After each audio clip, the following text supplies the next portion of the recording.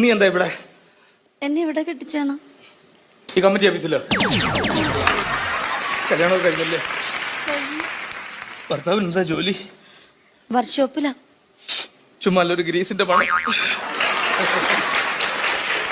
പക്ഷെ നീ ഒരു മേശിനെ കല്യാണം കഴിച്ചാൽ മതിയായിരുന്നു. അതെന്താ ചേട്ടാ?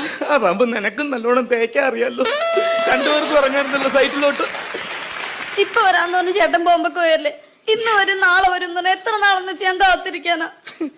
ഇതൊന്നുകൂടി സ്നേഹം കണ്ടില്ലെന്ന് പറഞ്ഞ് വേറെ കെട്ടത്.